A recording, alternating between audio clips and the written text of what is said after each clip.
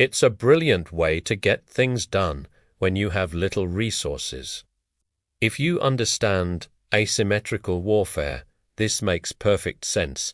You use what you have to destroy what they have.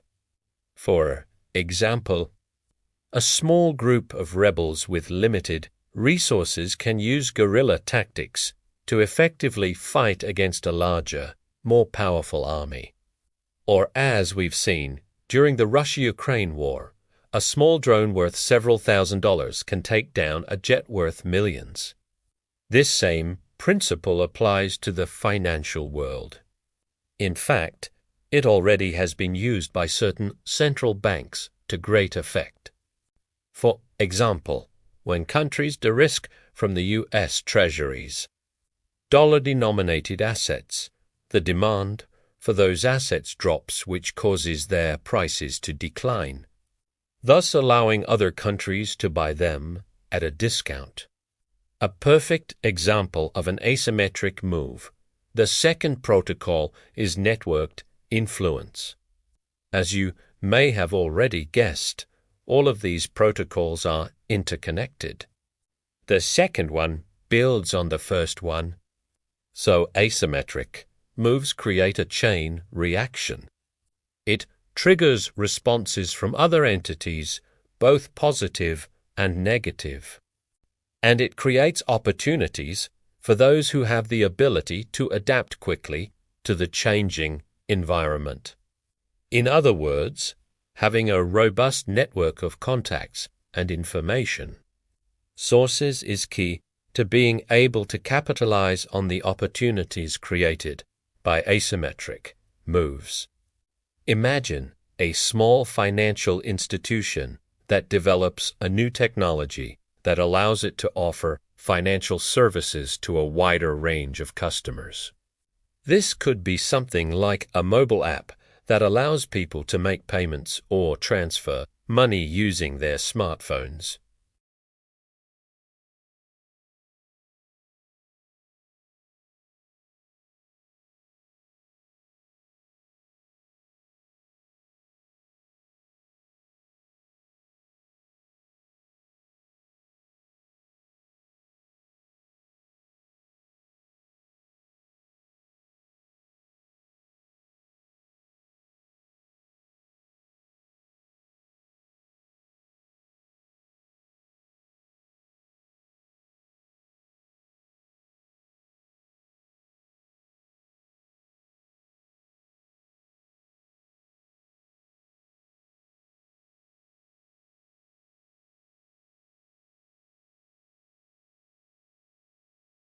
Entities with a high degree of concentrated power can take actions that would not be possible if power were more dispersed.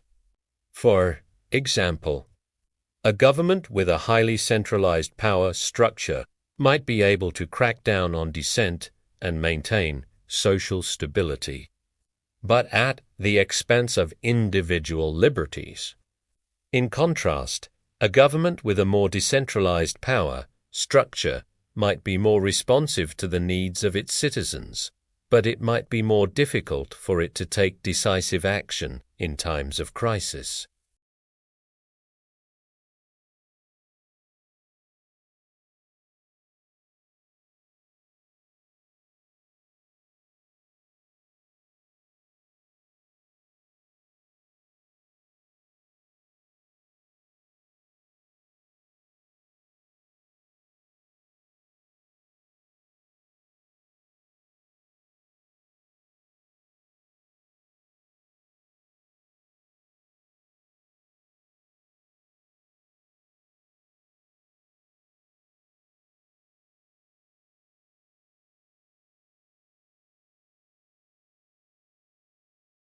A small bank or investor might find itself at the mercy of a dominant player in the market if it becomes non-compliant or decides to pull out. The fourth protocol is fragmented legitimacy. This simply means that there is no universal agreement on what constitutes legitimate behavior in a particular situation.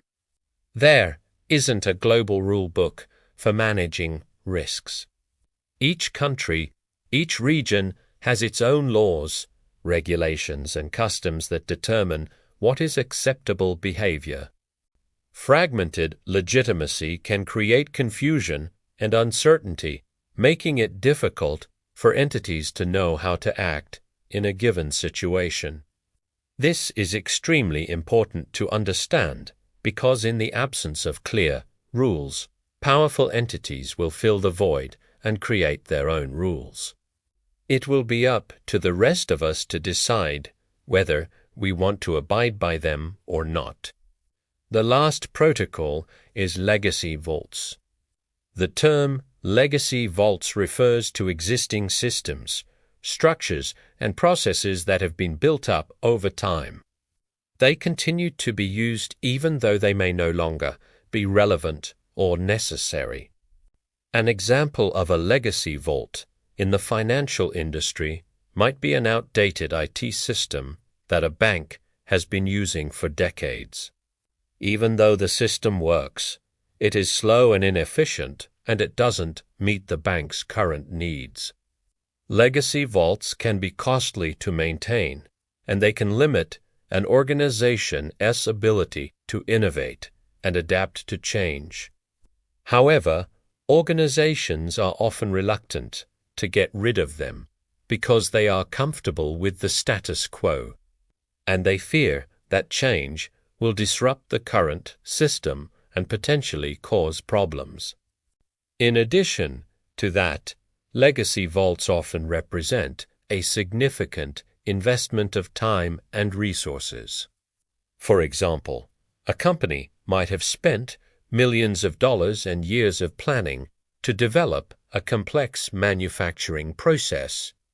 As a result, even if the process is no longer efficient or cost-effective, the company may be reluctant to abandon it because it represents a sunk cost that cannot be recovered. So why did I choose to talk about this topic today? Well, recently, a financial expert, an economist, a geopolitical analyst shared this article on LinkedIn.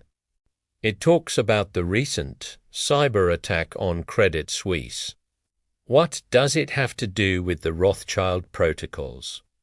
Well, according to this expert, what happened to Credit Suisse is a perfect example of the fifth protocol, the legacy vaults. Here is what he wrote.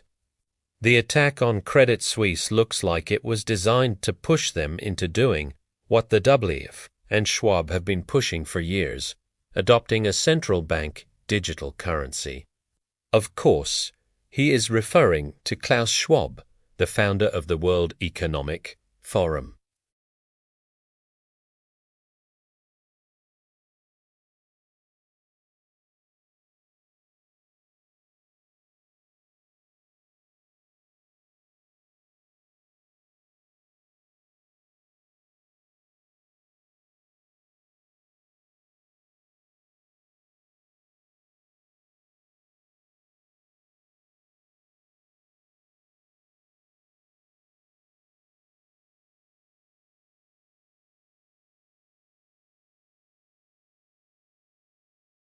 At the end of August, Credit Suisse announced plans to wind down its operations in Russia after coming under pressure from the UK government following the invasion of Ukraine in February.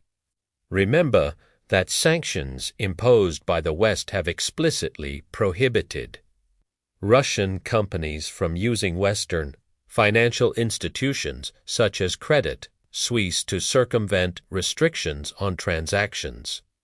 According to Bloomberg, the bank informed its Russian staff about the decision to leave the market earlier this week. Credit Suisse is among Western banks that kept a limited presence in Russia after the invasion and focused on serving the needs of some international clients who still have exposure to the country. While most Western banks, including HSBC Holdings, Standard Chartered, BNP Paribas, Deutsche Bank, and Raiffeisen Bank International cut their ties with Russia, Credit Suisse decided to stay. Why would they do that? Were they waiting for a sign? Was it part of a plan? Who knows? But that's exactly what makes the timing of this recent incident so suspicious. According to Finbold, the Swiss banking giant was forced to disconnect some systems to mitigate the impact of the malware. Reports also mention that the incident resulted in the bank shutting down its online banking services as well as applications for corporate customers. On top of that, antivirus software company Checkpoint research revealed that the malware used in the attack had been planted in the bank's systems approximately for months prior to the attack. According to Bloomberg, trading and other critical operations were unaffected, but just think about this for a minute. What if the trading system is next? What if this is just the beginning? Keep in mind that this is not a drill. We have been told repeatedly that it won't happen, that it couldn't possibly happen. Then, suddenly, it happens. And, before you know it, things go from bad to worse very quickly. From this point forward, keep an eye on Credit Suisse. And, if you want to dig deeper into this topic, read the paper that I will link below. As always, I would love to hear from you in the comments below. Thank you for watching. If you enjoyed the video, give it a like and consider sharing it.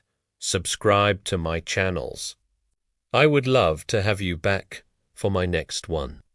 And if you enjoy reading, find me on a newsletter platform where, among other types of content, you will find a weekly newsletter with the key events and economic data that will help you stay up to date on the most important news. And I will see you in my next one tomorrow. Bye for now.